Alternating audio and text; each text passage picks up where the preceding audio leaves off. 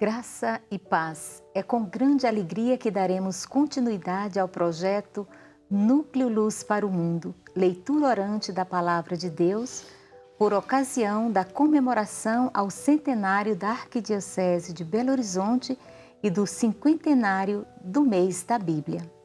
Graça e paz a vocês que nos acompanham através da TV Horizonte, Rádio América e demais meios de comunicação da nossa querida Arquidiocese. Estamos iniciando o programa A Leitura Orante da Palavra de Deus. Desse encontro semanal que tem por objetivo maior favorecer a espiritualidade bíblica e a familiarização com o exercício da leitura orante. É uma alegria ter a sua companhia. Lembre-se que os nossos momentos de oração continuarão nas terças-feiras, às 20 horas, e sempre terá como tema o Evangelho do domingo seguinte. Neste programa, contamos com a presença de José Rafael de Araújo, ex-cursista do curso Bíblia em Comunidade, tutor dos cursos EAD, ambos do SAB, e da Elaine Dumont, ex-cursista da primeira turma do curso de Bíblia em Comunidade do SAB. Eu convido a Elaine Dumont a conduzir a nossa leitura orante de hoje. Olá, sejam bem-vindos ao Leitura Orante da Palavra de Deus. Eu vou dar um tempinho para você pegar a sua Bíblia. Hoje rezaremos com o Evangelho de Marcos, capítulo 6, versículos de 30 a 34. Repetindo, Marcos, capítulo 6, versículos de 30 a 34.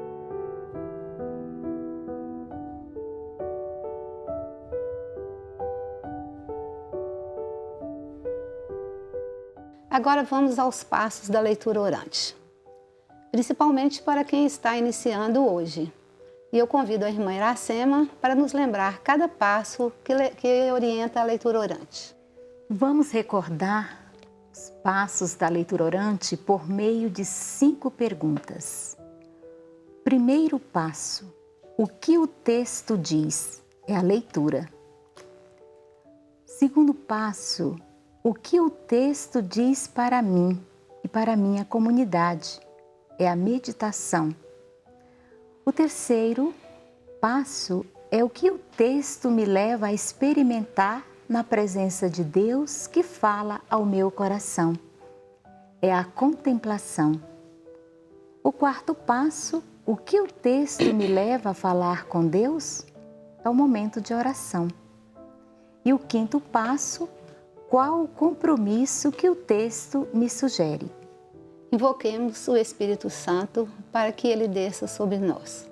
Como naquele dia no cenáculo, quando abrindo a mente os corações dos apóstolos, os fez entender claramente a mensagem que Jesus passou para eles enquanto estiveram juntos.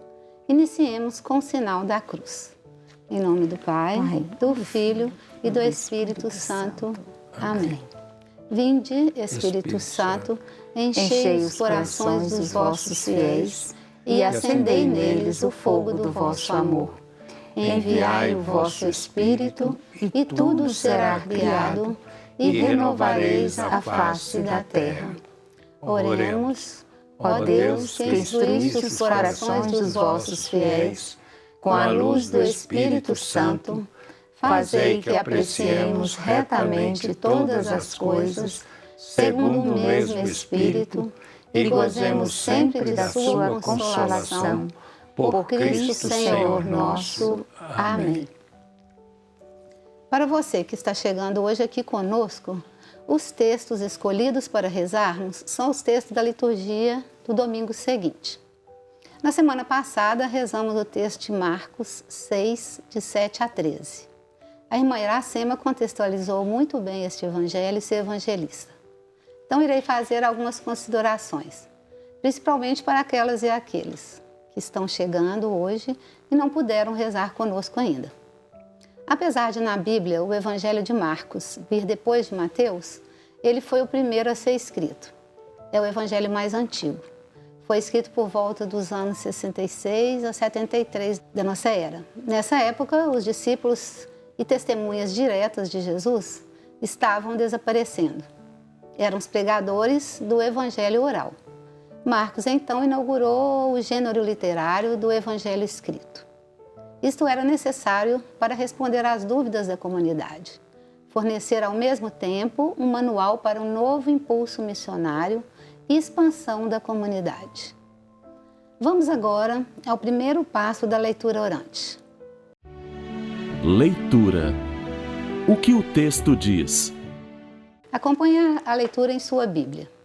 Lembrando que devemos buscar entendê-lo tal qual nos apresenta, sem interpretá-lo ou meditá-lo. Esse será o próximo passo. Convido Rafael para fazer a leitura para nós. O Senhor esteja com você. Ele está no meio de nós. Anúncio da Boa Nova de Jesus Cristo segundo a comunidade de Marcos. Glória a vós, Senhor. Os apóstolos se reuniram junto de Jesus e lhes contaram tudo o que tinha feito e ensinado. Ele lhes disse: vinde a sós para um lugar deserto e descansai um pouco. Havia de fato tanta gente chegando e saindo que não tinham nem tempo para comer. Foram então de barco para um lugar deserto, a sós. Muitos os viram partir e perceberam a intenção. Saíram então de todas as cidades e a pé correram à frente e chegaram lá antes deles. Ao sair do barco, Jesus viu uma grande multidão e encheu-se de compaixão por eles, porque eram como ovelhas sem pastor, e começou então a ensinar-lhes muitas coisas. Palavra da salvação. Glória a vós, Senhor. Agora então nós vamos interiorizar o que foi lido, a ponto de responder a pergunta: o que o texto diz? A resposta é uma síntese do que foi lido. Vamos voltar ao texto da semana passada, Marcos 6, 7 e 13. Ele nos fala da missão dos 12. Jesus os chama, os envia 2 a 2, dá-lhes algumas recomendações, faz o que o texto diz, e eles vão e fazem o que Jesus falou para ele que fosse feito. No texto de hoje, eles se reúnem com Jesus para contar-lhe como foi a missão. Jesus chama-os a um lugar deserto para descansarem, mas tinha tanta gente chegando que eles não tinham tempo para comer. Eles saíram com Jesus de barco, afastaram-se, as pessoas perceberam, correram à frente e chegaram antes deles. Jesus, ao descer do barco, viu a multidão, compadeceu-se deles e começou a ensinar-lhes. Esse é um texto muito fácil, uma leitura muito fácil desse texto. Texto pequeno, fácil de leitura. Agora sim, vamos ao segundo passo, a meditação. Meditação. O que o texto diz para mim? O que é que esse segundo passo nos leva a responder? Nos leva a responder, a pergunta: o que o texto diz para mim? Agora sim. Agora nós vamos interpretar, agora nós vamos colocar o texto na nossa vida. É muito importante nos colocarmos na cena, observarmos os personagens, suas falas, os assuntos. Se um versículo ou palavra chamar mais atenção, focar um pouco mais nele. Lendo esse texto hoje, que dúvidas me vêm ao coração?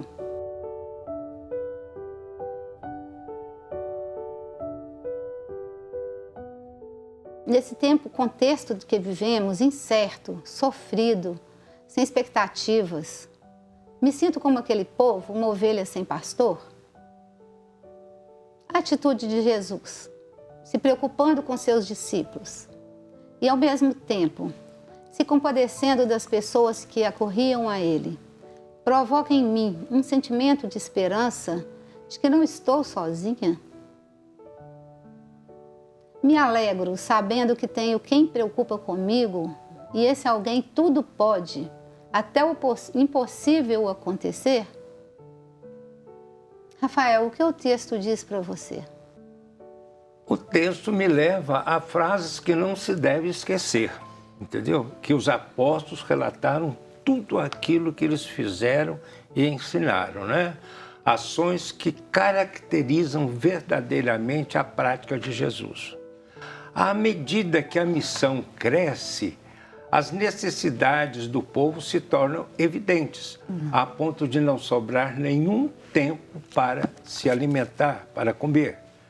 A preocupação de Jesus, que não sabia olhar ninguém com indiferença, e o bem-estar do povo necessitado de sua alimentação, a necessidade de ser alimentado. Como poderá haver êxito na missão de anunciar a boa nova de Jesus Cristo se o povo hoje não tem comida? Não só hoje, como naquele tempo também, né? Jesus e os apóstolos não têm tempo para se alimentar e o povo não tem comida para se alimentar. Entendeu?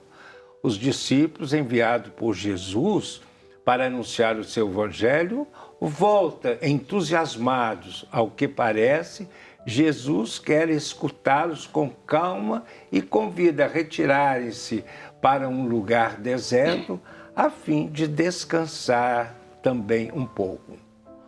Um dia teremos que revisar diante de Jesus a maneira como olhamos e tratamos essas pessoas que estão abandonadas, desprezadas e vivendo em situação de rua. O descanso não pode ser apenas a pausa necessária para repor nossas energias, esgotadas uma válvula de escape, esgotadas como uma válvula de escape, né? Que nos liberta das tensões acumuladas para voltarmos com novas forças ao trabalho de sempre e à missão em prol dos necessitados e dos desprezados. Precisa estar sempre atentos ao que o Evangelho nos recorda, o convite de Jesus. Vinde para um lugar deserto a fim de descansar um pouco. O Evangelho nos recorda o convite de Jesus para descansar um pouco. Talvez a igreja de hoje precise repisar o mesmo convite ao homem contemporâneo. Às vezes tão angustiado, disperso, entediado, estressado, e ensiná-lo a procurar descanso interior no encontro com esse Deus amigo da vida, revelado por Jesus. E a senhora, irmã Iracema, o que o texto lhe diz? A proposta salvadora e libertadora de Deus, para os homens, para as pessoas, apresentada em Jesus, é agora continuada pelos discípulos. Os discípulos de Jesus são, como Jesus o foi, as testemunhas do amor, da bondade e da solicitude de Deus por esses homens e mulheres que caminham pelo mundo, perdido e sem rumo, de fato como ovelhas sem pastor. O que fizemos com essa proposta de vida e de libertação que Jesus nos mandou testemunhar diante das ovelhas sem pastor? A missão dos discípulos não pode ser desligada de Jesus. Os discípulos devem com frequência reunir-se à volta de Jesus, dialogar com Ele, escutar os seus ensinamentos, confrontar permanentemente a pregação feita com a proposta de Jesus que dá sentido à missão do discípulo e que permite ao discípulo, tantas vezes fadigado, desanimado, voltar a descobrir o sentido das coisas e renovar o seu empenho. A compaixão de Jesus, que o texto nos apresenta, diante das ovelhas sem pastor, é sinal da sua preocupação e do seu amor. Quem ama, cuida, quem ama, se preocupa. ele revela essa sua sensibilidade e manifesta a sua solidariedade para com todos os sofredores. A sua mesma compaixão convida-nos a sermos, também nós, sensíveis às dores e às necessidades dos nossos irmãos e irmãs de hoje. Todo homem é nosso irmão e tem direito a esperar de nós um gesto de bondade e de acolhimento.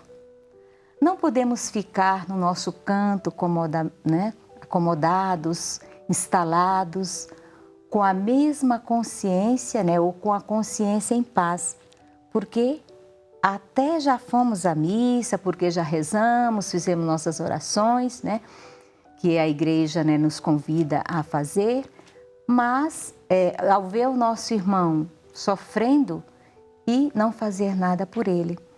Um cristão é alguém que tem que sentir, precisa sentir com os sofrimentos dos outros, o sofrimento dos irmãos e irmãs que sofrem. Então, ter essa mesma compaixão de Jesus, olhar com amor para a realidade que está à nossa volta. Para mim, o texto realmente me fala isso.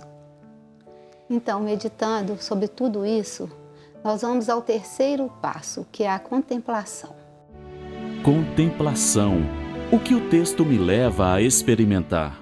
Nós fizemos a contextualização, que é importante, para entender o texto. Inclusive, voltamos ao texto da semana passada para entender o que aconteceu, de onde eles estavam voltando. Depois dessa leitura, para entender esse contexto, nós então fomos à meditação, que foi o segundo passo. Meditamos sobre o texto, respondemos o que o texto diz para mim, que é muito importante. Enquanto a gente vai falando, pode voltar aí a um versículo que foi muito importante, que me marcou, pode ser uma palavra, apenas uma palavra que me marcou mais. E aí sim, a gente passa ao terceiro passo, que é a contemplação. É o que a palavra me leva a experimentar. Na contemplação, quem puder, feche os olhos.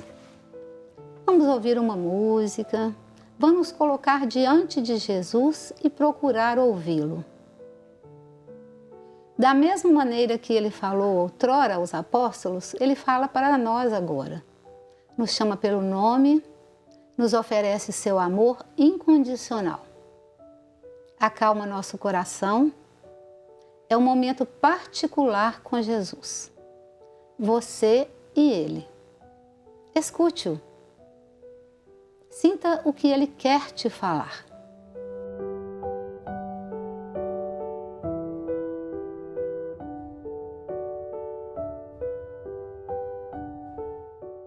E neste momento nós vamos continuar a nossa contemplação, entrando profundamente no texto.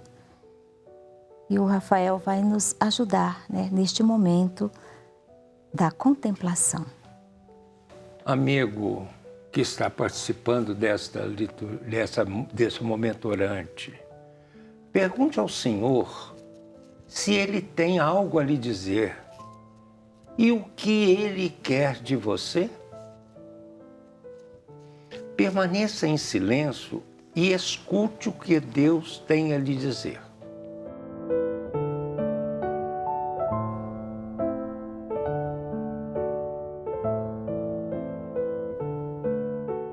Este passo não deve ser partilhado, socializado. É um encontro pessoal entre você e o Senhor. Somente vocês dois, Ele e você. Olhe à sua volta e perceba a multidão. Imagine essa multidão que precisa de alimento. Alimento espiritual e muitos deles do pão de cada dia. Contemple com este mesmo olhar que teve Jesus ao desembarcar e ver uma grande multidão. Ao olhar a multidão, ele encheu-se de compaixão. Contemplemos essa multidão que está também à nossa volta. Vamos agora ao nosso quarto passo, que é a oração. Oração. O que o texto me leva a falar com Deus? Então é bom voltarmos, um pouco na leitura orante, no início, pensarmos bem. Nós lemos o texto, nós entendemos o texto, contextualizamos o texto. Depois, o que nós fizemos? Nós meditamos neste texto. Meditamos para conhecer, para ver o que o texto diz para nós nesse momento. Principalmente num momento igual esse que a gente está vivendo. É um momento muito difícil. Com certeza também, naquela época, esse pessoal também estava vivendo um momento difícil. Difícil de acordo com aquele contexto deles e nós agora, um contexto. Depois que nós fizemos essa meditação, nós contemplamos a Jesus, nós contemplamos vendo Jesus, pensando, olhando o que ele quer dizer para nós. O que ele disse para aquela multidão naquela hora?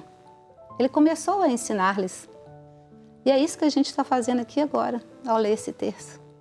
Nós estamos entrando e contemplando os ensinamentos de Jesus que ele deu para aquele povo. A nossa contemplação é essa. É contemplar esses ensinamentos de Jesus para aquele povo, para nós agora também. E agora nós chegamos ao quarto passo, que é a oração.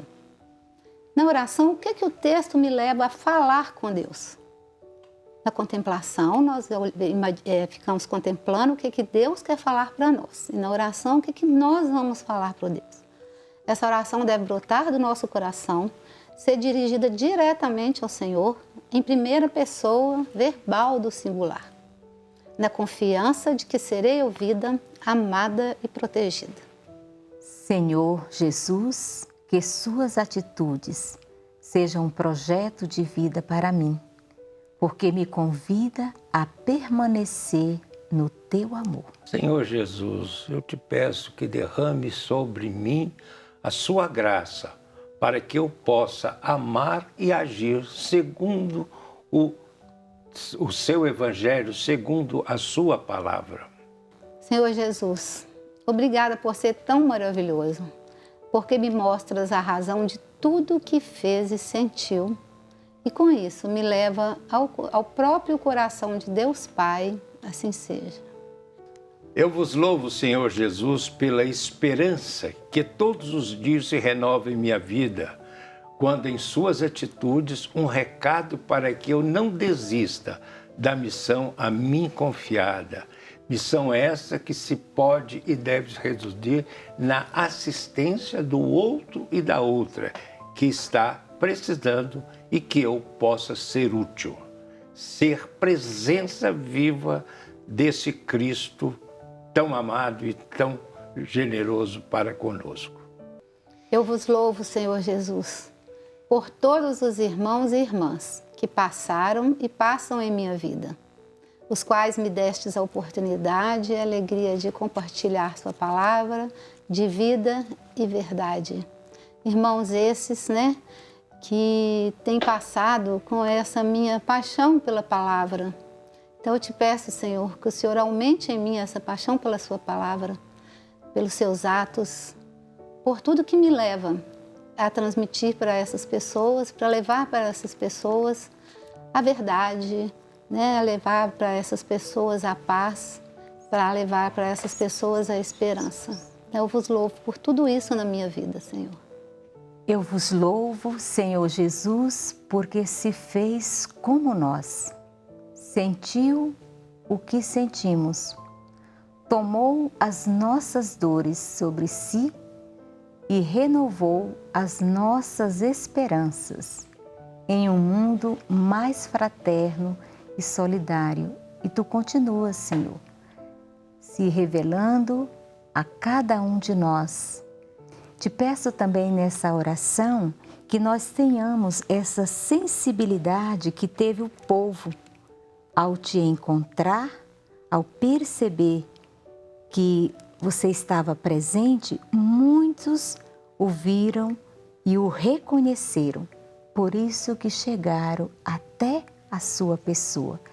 Que também nós, hoje, tenhamos essa sensibilidade de te perceber presente no meio de nós. Peço coragem também, para que eu possa ir até onde estão meus irmãos, que eu possa ter a coragem de passar essa palavra, né? Que eu, mesmo nos meus tropeços, mesmo nas minhas dificuldades e nas dificuldades do dia a dia também, que hoje a gente tem com esse contexto que a gente está vivendo, eu te peço força e coragem para continuar a minha missão, porque não é fácil, mas sei que eu fui, né, escolhida.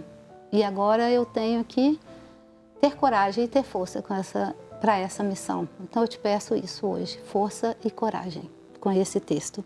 Esse povo foi muito corajoso de sair, ir atrás, atravessar, ir para o outro lado. E é essa coragem que eu peço também. Ação. O que a palavra de Deus me leva a viver. E agora nós vamos ao último passo da nossa leitura orante, que a gente vem acompanhando, né, desde o início de ler o texto, de rezar o texto, de entender o texto, depois de meditar esse texto, de contemplar, de sentir o que o texto diz para mim, o que Jesus diz para mim na contemplação, a minha oração pessoal do meu coração, de pedir a Jesus diretamente. E agora nós chegamos ao quinto passo, que é a ação, que é um passo muito importante, como disse o Rafael na oração que ele pediu, que esse passo vai, então, nós vamos responder à pergunta: o que a palavra me leva a viver? Que é importante que eu viva essa palavra. Não basta, é claro que é super importante que eu entenda o texto, que eu reze o texto, que eu medite o texto, que eu contemple, que eu ore, mas é muito importante que eu viva essa palavra. E o importante é que para praticar essa ação, eu tenho que ter vivido esses outros passos atrás. Eu tenho que ter entendido, eu tenho que ter rezado. Por isso que é importante a gente estar sempre com a palavra, rezando a palavra, nos habituarmos com essa leitura da palavra, mas rezando essa palavra. Nesse passo nós vamos firmar com Jesus, né, um compromisso concreto. A ação é concreta. É como Jesus nos mostra, que ela deve ser sempre direcionada ao outro. Pensemos nesse momento específico em que nós vivemos. Jesus se preocupou em proporcionar um momento de descanso para aqueles apóstolos. Eles estavam cansados, tinham chegado de uma longa jornada, uma jornada dura, estavam com fome, precisavam de alimentar-se, né? Depois que eles chegaram, Jesus percebeu nitidamente o que eles precisavam, qual que era a necessidade mais urgente deles. E ele agiu concretamente. E hoje nós temos oportunidades ímpares de imitar Jesus, principalmente agora, nesse dia a dia que nós estamos vivendo. São coisas simples, não é para a gente fazer nada que a gente não consiga fazer. No dia a dia, na nossa casa, as tarefas estão sendo tão difíceis e às vezes uma pessoa só fica sobrecarregada com aquelas atividades, serviço doméstico mesmo, que é pesado, que é difícil. Às vezes nós deixamos para uma pessoa só da família. Precisa dividir. Precisa dividir, precisa de ajudar na tarefa. Outra tarefa difícil hoje em dia também, principalmente para as mães, né? Com as famílias, com as crianças na escola, está muito difícil. As mães estão muito sobrecarregadas, principalmente as mães, os pais também, tem muito pai ajudando nas crianças com aulas online. Se eu tenho condição, se eu posso ajudar, oferece para ajudar também um pouco, para descansar aquela mãe, aquele pai. Né? Um vizinho idoso, às vezes a gente mora no prédio, tem um vizinho idoso que a gente fica preocupado, será, né? Às vezes a família mora longe, então oferecer um empréstimo. Eu vou ao sacolão, quer que traz alguma coisa? Eu vou à padaria, quer que eu traga alguma coisa, né? Então vamos nos colocar em prática todo o projeto de Jesus para nós, inspirados por esse texto que acabamos de rezar. E aí nós vamos encontrar, cada um de nós, tenho certeza, cada um de nós vai encontrar uma maneira de viver esse texto na prática. Irmã Iracema, a senhora quer compartilhar conosco um compromisso que fará essa semana especificamente? Eu comprometo-me, à luz da palavra que acabamos de rezar, a formar grupos de leitura orante em minha comunidade e a também intensificar o meu apostolado de levar a palavra de Deus, que transmite paz aos irmãos, que hoje se sentem, muitos deles desiludidos, com medo e sem expectativas, sobretudo nesse tempo da pandemia. E você, Rafael, o que te tocou no texto que o leva a firmar um compromisso? Comprometo-me a estar presente com ações concretas junto às pessoas em situação de rua nesta pandemia em que se vive o povo brasileiro e também me fazer presente, disponível às pessoas que às vezes não têm como se locomover para cumprirem seus compromissos mais urgentes. E você, Elaine?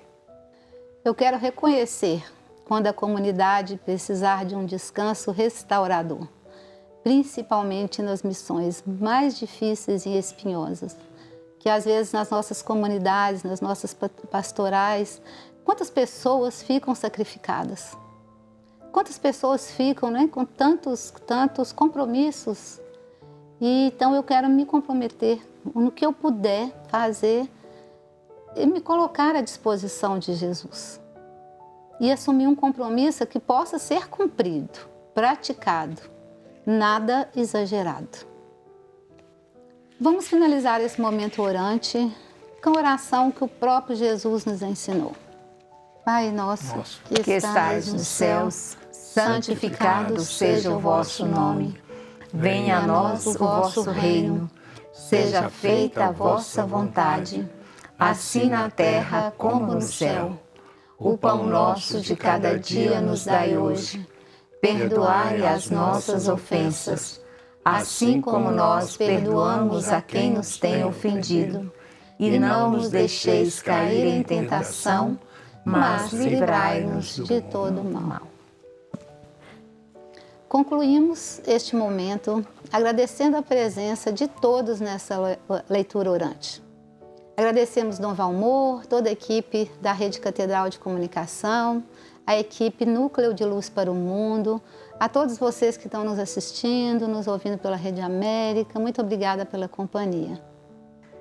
E na próxima semana, terça-feira, no mesmo horário, às 20 horas, continuaremos a leitura orante sobre o Evangelho do domingo seguinte. Até lá!